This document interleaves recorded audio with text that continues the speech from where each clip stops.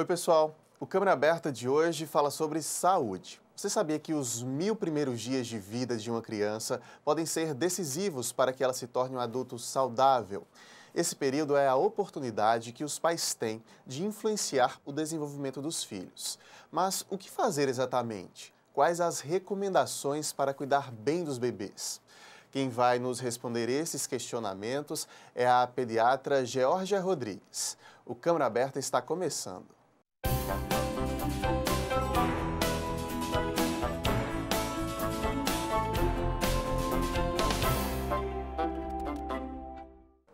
Você de casa nos acompanhando, seja muito bem-vindo ao nosso Câmara Aberta. Doutora Geórgia, também muito bom tê-la aqui, seja bem-vinda. Muito grata pelo convite. Doutora, qual o tamanho da importância deste período na vida da criança, os 1000 primeiros dias? A importância, o tamanho dessa importância é o tamanho da vida que se vai ter ao longo dela toda, até o seu final. Esses primeiros 1000 dias vão influenciar diretamente a qualidade de saúde e de vida que o indivíduo vem ter. Com o aumento da expectativa de vida da população de uma maneira geral, houve o surgimento de várias doenças numa idade até mais precoce, né? As doenças de pressão alta, diabetes, problemas reumatológicos, e os estudos foram se tornando cada vez mais intensos na iniciativa, na tentativa de diminuir o surgimento e a rudeza, digamos assim, dessas doenças. Então, voltou-se para a faixa etária pediátrica e agora a faixa etária bem precoce para que haja uma prevenção dessas doenças e um aumento da qualidade de vida do adulto. Quando a gente fala nesses primeiros 1000 dias, já é levando em consideração o embrião ou depois que nasce? A gente considera desde o período em que há a formação do indivíduo, tá? Então, desde o período da concepção, então a gestação, os 9 meses, o primeiro ano de vida e o segundo ano de vida. Juntando esses 3 períodos, a gente vai ter cerca de 1000 dias. Então vamos começar pela gestação. Que cuidados, que recomendações essa mãe precisa ter para garantir esse futuro do filho saudável? A gente deve considerar que a mãe está gestando o indivíduo como um todo, né? Então, os ossos, os dentes, os músculos, o aparelho cardíaco, digestório e as gorduras também, né? Então, os cuidados que deve ter são visando a formação desse ser. Então, quais os cuidados que a gente precisa ter? Primordial vai ser a alimentação, né? Essa mãe precisa ter uma alimentação saudável, equilibrada, para que o aporte nutricional, o que ela ingerir, seja necessário e suficiente para a formação de um ser fisicamente saudável. De maneira geral, quando a gente fala em alimentação saudável, doutora, é evitar produtos químicos, enlatados, é um pouco disso? Isso também, né? A gente precisa ter um equilíbrio nutricional. Então, precisamos ver o que ela vai ter de proteínas, de gorduras, de carboidratos, a pirâmide alimentar, né? Que é tão visualizada nos dias atuais. Além disso, isso que você está falando é de grande importância, porque nos aditivos químicos, nos alimentos industrializados, a gente encontra os conservantes, né, que vão entrar também na composição física dessa criança que está em formação, e geralmente a gente tem um teor de sódio muito elevado. O sódio é o sal, e o sal pode fazer elevar a pressão da mãe, e com isso os problemas que podem vir daí. Essas orientações podem vir do médico que está acompanhando a gestação de maneira geral, ou seria ideal ela ter um nutricionista ou um nutrólogo que possa orientar especificamente sobre a dieta dela? Essas orientações, elas são passadas pelo obstetra, que está acompanhando o pré-natal, né? Ele passa, mas de uma maneira geral, para dar um direcionamento. Mas cada caso é um caso, cada pessoa tem suas preferências alimentares e as correções que serão necessárias nesse período de vida. Então, o ideal é que haja um acompanhamento com nutricionista. Doutora, pensando no bem-estar dessa mãe, que ela tem que passar para o filho, quem fuma, quem tem hábito de beber, tem que largar tudo isso durante a gestação? Precisa largar, né? O álcool, ele vai interferir negativamente. O uso excessivo do álcool, ele pode gerar retardo mental grave, que vai ser para a vida inteira. O uso do cigarro, mesmo que de forma esporádica, eventual, ele atua negativamente na vascularização, nas veias e as artérias do útero. Vão fechar essas artérias e essas veias. Com isso, a nutrição que chega através do sangue é diminuída. Com essa diminuição, essa criança cresce menos, recebe menos nutriente. E além de tudo isso, tem ainda o risco de ter parto prematuro. Então, a qualidade de vida dessa criança já está sendo comprometida antes que ela veja o mundo. Então, os cuidados na gestação são bem importantes. Outro cuidado na gestação que a gente vê muito, a própria Sociedade Brasileira de Medicina batendo muito em cima, é a questão do exame pré-natal, né? Isso. Qual a importância desse exame, doutora? Do exame pré-natal é a prevenção dos processos de adoecimento, tanto da mãe quanto da criança. Né? Da criança, o obstetra visa primordialmente evitar um parto prematuro. Né? Porque se a criança nasce com algum grau, algum nível de imaturidade, ela vai ter dificuldades de sobrevivência. E nessas dificuldades ela pode carregar sequelas para o resto da vida. Com relação à mãe, é que a gente sabe que há as doenças específicas da gestação.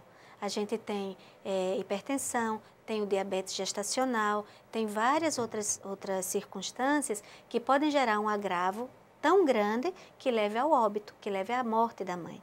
Então, a consulta pré-natal é de extrema relevância. A mãe deve fazer a consulta pré-natal todos os meses, um mínimo de 7 consultas ao mês. Vai passar com o médico, vai fazer avaliação nutricional, vai ver essa pressão arterial, a quantas anda, às vezes desconhece que tem hipertensão, ou às vezes acha que está, não, eu tenho pressão alta, mas eu estou tão bem que eu não preciso de remédio, não preciso disso. E ela pode evoluir com um agravamento que leva até a óbito. Quer dizer, surgindo um probleminha desses, dá tempo de tratar, de ser detectado, de amenizar. isso. Vai ser detectado precocemente com a instituição de um tratamento precoce, né? Pela sua detecção precoce. Mas o ideal é que esse pré-natal seja feito de uma maneira para evitar o surgimento, para que a gente não precise nem fazer essa intervenção de tratamento. E como é que a gente consegue isso? Com adequação do peso, dos hábitos alimentares e as questões de repouso que também devem ser feitas. Quer dizer, é um trabalho diário mesmo, durante essa gestação inteira. É um trabalho diário, né? Porque a mãe não dá uma pausinha assim, vai dizer, não, agora eu vou deixar o neném ali e eu vou para a praia, agora eu vou deixar o neném e eu vou para a balada. Não, a criança está todos os minutos do dia sendo carregada por essa mãe. Então, e ela sente, de fato, doutor, porque a gente, às vezes, coloca a mão fria na barriga, né, da mulher grávida, a gente percebe que a criança se mexe. Ela consegue sentir o mundo exterior, de fato? Ela consegue sentir o mundo exterior, não tanto quanto a gente, porque ela está protegida, né?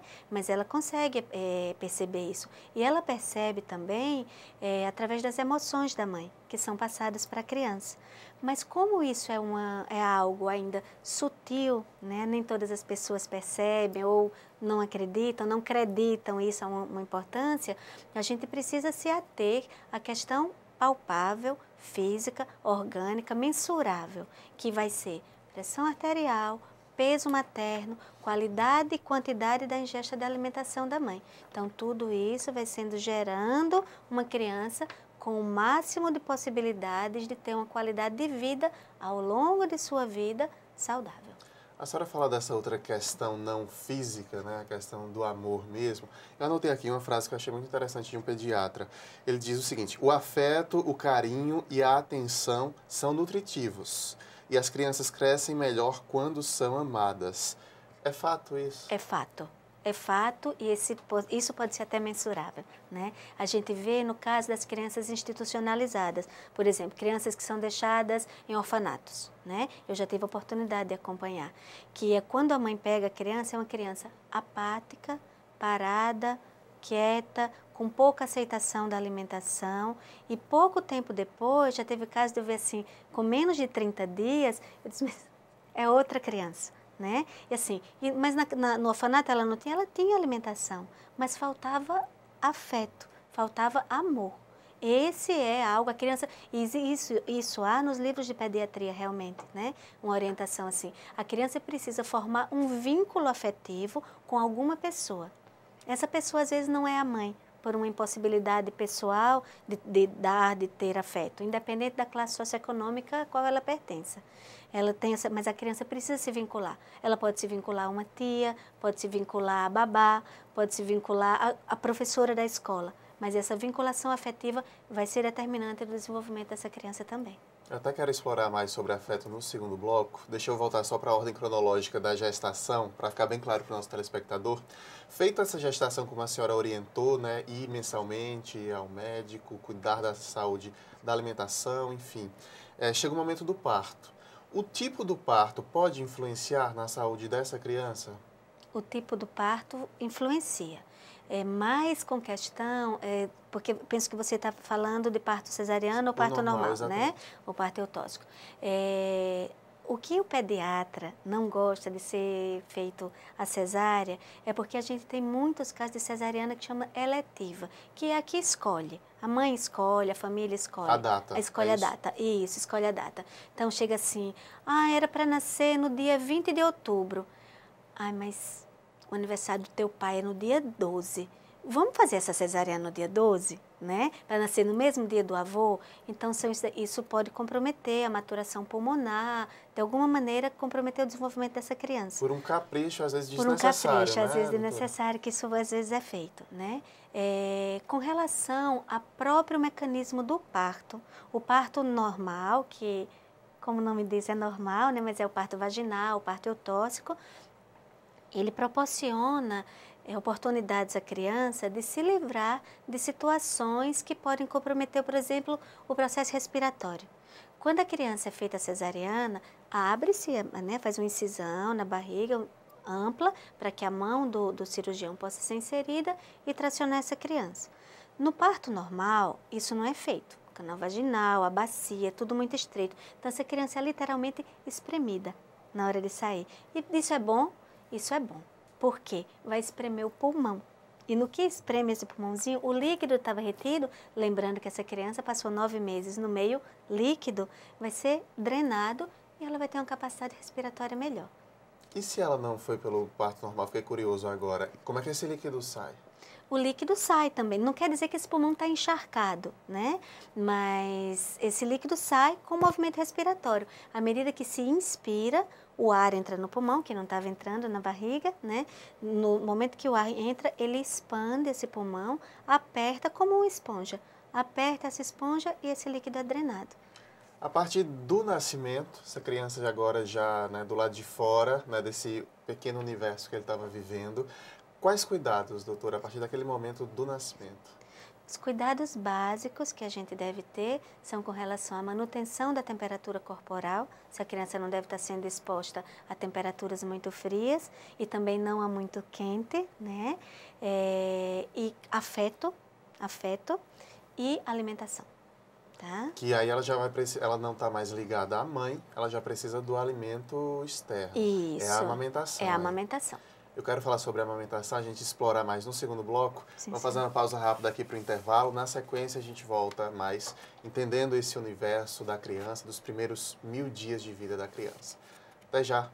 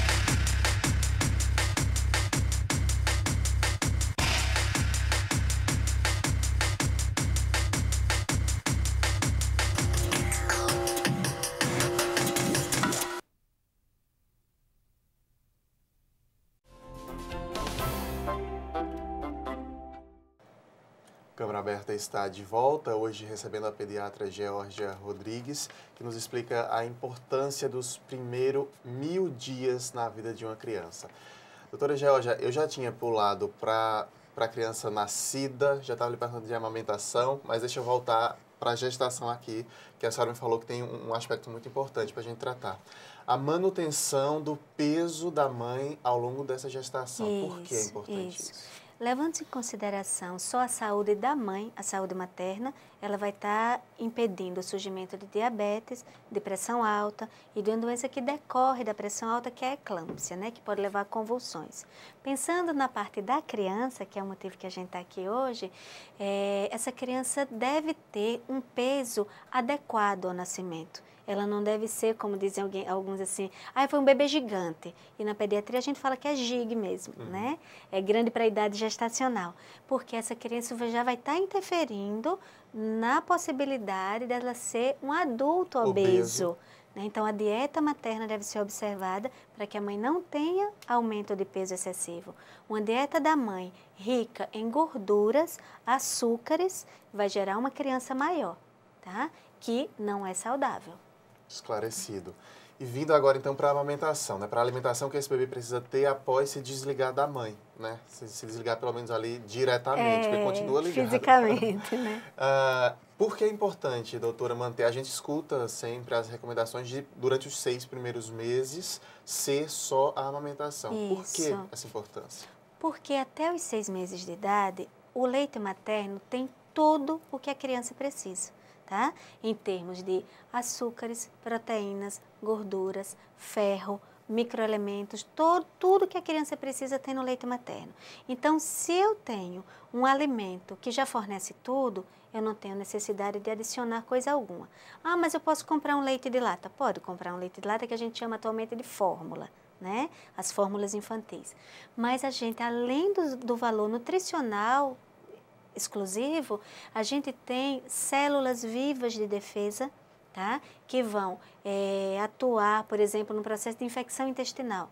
Se a criança com 4, 6 meses colocou alguma coisa, alguém colocou um brinquedinho na boca, alguma coisa assim, que estava contaminado, aquele leite materno, ele tem células vivas de defesa que chamam macrófagos, que vão comer essas bactérias. Então, vão limpar isso daí.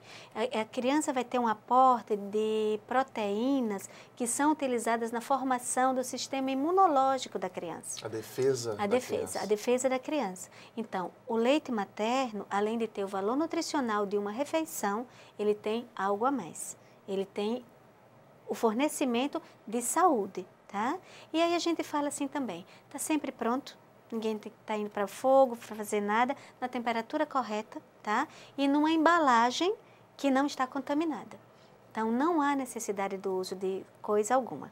Nem de água, né, doutora? Eu acho que tem mães que ficam receosas, não vou dar nem água, ele está com sede, está quente o dia hoje, mas não é necessário a água. Não é necessário. Isso não quer dizer que é proibido dar água, tá certo?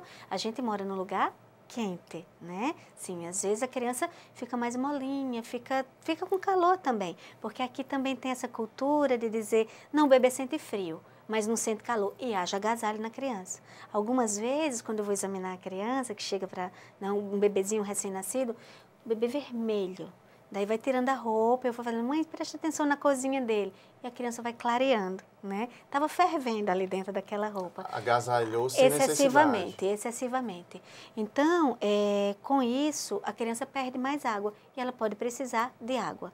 Tá? O que a gente pede é que essa água não seja fornecida de maneira alguma em chuquinhas ou mamadeiras. Pode ser dada com colher ou copo. Por que, doutora, esses utensílios não são ideais? Quaisquer objetos de borracha colocados na boca podem favorecer o desmame precoce. Então, chupeta, bico de chuca, de mamadeira, esses objetos assim favorecem o desmame. E essa água, a gente reforça aqui, precisa ser filtrada ou fervida. A gente aprende isso pequeno na escola, mas infelizmente a gente vê que ainda é motivo de morte de muitas crianças, né? Isso. A água pode transmitir A água coisa. contaminada, isso. Não é pegar água de torneira e dar para a criança, né? Essa água deve ter um tratamento. Alguns lugares que a gente sabe não tem tratamento de água adequado. E mesmo a água que chega da rede que nos fornece é tratada e tudo, fica em caixas d'água que não tem uma limpeza adequada, periódica. Então, essa água pode se contaminar já dentro da casa da pessoa. Então, essa água deve ser fervida, filtrada, bem acondicionada. Doutora, agora levando em consideração se essa mãe não tem o leite, vai precisar mesmo optar pelos enlatados aí, os leites, as fórmulas, As como a senhora fórmulas, falou. isso. É possível essa criança se desenvolver com saúde, ainda que usando esse leite, Sim. que é uma química? Sim, sim. A gente fala hoje em dia no nome fórmula, deixou-se de falar leite. Tamanhos foram os estudos que foram feitos para deixar esse leite, né, o máximo possível parecido com o leite materno. Então, não é mais um leite, é uma fórmula. A gente deve lembrar que essas fórmulas são à base de leite de vaca. Tá? Antes a gente chamava, há alguns anos, chamava leite de vaca modificado. Tá? Então, esse leite tem as necessidades nutricionais da criança. Não vai ter as células vivas de defesa, não vai ter as proteínas que vão estimular a imunidade dessa criança, mas eles vão ter os valores nutricionais adequados. Vem sendo feitos estudos ao longo dos anos, ele vem se aperfeiçoando, as fórmulas vêm se aperfeiçoando para fornecer o máximo que a criança puder. Passado esses 6 meses, só da amamentação, só do leite, o que é que pode ir inserindo nessa alimentação, doutora? Depois dos 6 meses de idade, a orientação do Ministério da Saúde, Sociedade Brasileira de Pediatria e a Organização Mundial de Saúde sejam introduzidos novos alimentos. Então, a gente parte para a introdução de frutas, legumes, verduras e as proteínas. Tá? Tudo dentro de uma quantidade estabelecida, equilibrada. Agora, a gente precisa lembrar também, Lael, que mesmo a criança alimentada, aleitada exclusivamente ao seio, ela precisa de um acompanhamento pediátrico. Essa criança precisa ter um acompanhamento mensal. Mensal quer dizer, é essa? isso, primeiros 6 meses de vida, a consulta é mensal, todos os meses. Tá? Porque, mesmo alimentada ao seio, essa criança precisa ter controlado seu peso para prevenção do excesso. Antes, eu já tenho vários anos de pediatria, antes a gente dizia, uns 18, 15 anos aí, que a criança que tivesse aleitada ao seio, ela podia engordar até quando ela pudesse. Hoje em dia já se sabe que isso não pode acontecer. Então, bebê gordo não é bebê saudável. Tá? Bebê gordo é um bebê que necessita de vigilância e cuidados. Então, mesmo estando só no peito, aquele ganho de peso deve obedecer a um gráfico que chama índice de massa corpórea, que é adaptado para a população pediátrica. Tá? Então, esse controle é feito mês a mês para evitar que essa criança ultrapasse. Nossa, mas está mamando só peito, o que é que eu posso fazer? O que é que pode fazer? Pode cuidar da dieta da mãe. Porque se a mãe tem uma alimentação rica em gorduras, rica em açúcares, isso vai passar para o leite, que vai passar para a criança, que vai engordar em excesso. Tá? Então, é feito esse monitoramento mês a mês. Depois que ela completa os 6 meses de vida, ainda são necessárias outras consultas.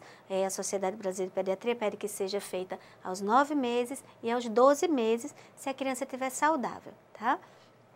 Eu prefiro acompanhar mais pertinho, porque você faz a introdução de alimento e precisa ver a aceitação dessa criança. É nesse momento que pode surgir alguma alergia, alguma intolerância e o médico identificar? Não, essas intolerâncias, essas alergias Alimentar? Podem ser identificadas Ainda? desde o nascimento. Porque a criança pode estar só no peito e desenvolver uma alergia a leite de vaca, pelo leite que a mãe faz uso. Tá? Ao contrário do que se pensa com relação às alergias alimentares, porque se fala assim, é alérgico a corante, é alérgico a conservante, é alérgico a um monte de coisas, né? 80% dos processos alérgicos na faixa etária dessa que a gente está falando são a proteína do leite de vaca. Tá? Então, assim, o leite de vaca ainda é o vilão dos processos alérgicos para a gente. Mas que há alternativas também, né? Há alternativas. Mas aí aos 6 meses ela vai precisando menos do leite materno, menos das fórmulas infantis e vai partir para uma alimentação, que deve ser equilibrada em termos de vegetais, digamos, do que vem da terra, do que é natural. Vamos exemplificar. O que é que essa criança, quando começou a comer ali uma papinha diferente... São legumes? São legumes. O que é que pode Isso. acrescentar? Aos 6 meses a gente pode adicionar todos os legumes. Então a gente pode colocar as verduras, os vegetais em geral. O que a gente tem aqui? A gente tem inhame, tem girimum, tem cenoura, tem batatinha, tem batata doce, tem chuchu, quiabo, berinjela. tudo pode ser colocado na papinha infantil. De grande importância é sal, evitar ao máximo. Já está mostrado que o excesso de sal na faixa etária pediátrica vai gerar um adulto com pressão alta. A senhora fala em sal também, né? A importância de se evitar esse excesso de sódio. Eu vou falar do açúcar também. Às vezes eu vejo ainda criança pequenininha, o pai vai fazer um copo de leite que seja e bota um colherão de açúcar, né?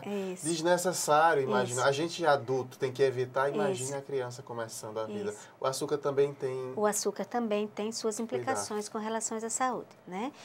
A gente leva em conta o nosso paladar para introduzir a alimentação da criança. A criança nunca viu açúcar. Então, se ela come a banana é doce.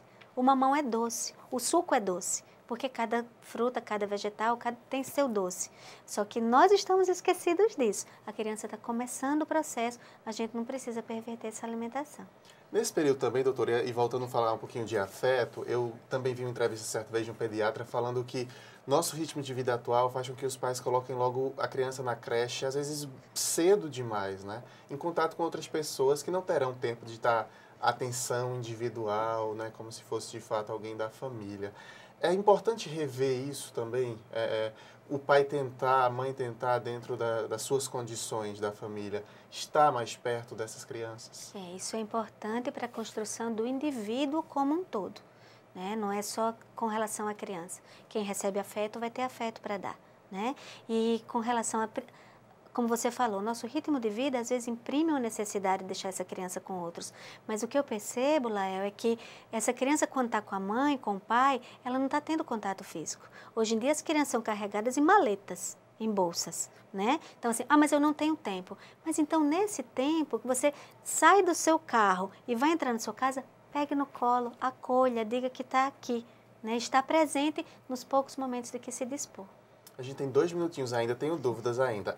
Os 2 anos é um período de tomar as vacinas também, né? Isso. Essa criança tem que receber essas vacinas. A criança tem que receber as vacinas. As vacinas que nós dispomos hoje em dia na rede pública cumprem praticamente todas as orientações da Sociedade Brasileira de Pediatria, estão disponíveis, são feitas as campanhas, então essa criança precisa estar imunizada. O sofrimento a que algumas famílias atribuem à reação vacinal, às vezes uma reação local, às vezes febre, irritabilidade, não são nada comparados a um adoecimento grave, tipo a meningite, que essa criança pode desenvolver depois. Para a gente finalizar, doutora, então a senhora vinha explicando toda essa questão de alimentação. É seguir até o 2º ano de vida, seguir tomando cuidado com esses alimentos, seguindo no pediatra com a frequência certa. A recomendação é essa? A recomendação é essa, atenção dos pais, da família, para não deixar a responsabilidade com essa nutrição em mãos de terceiros, se apropriar da qualidade de vida dessa criança e lembrar que não é aos 2 anos que acaba o acompanhamento pediátrico. A construção do corpo dessa criança está sendo feito dia a dia até que ela se forme um adulto e a responsabilidade é de quem cuida dessa criança.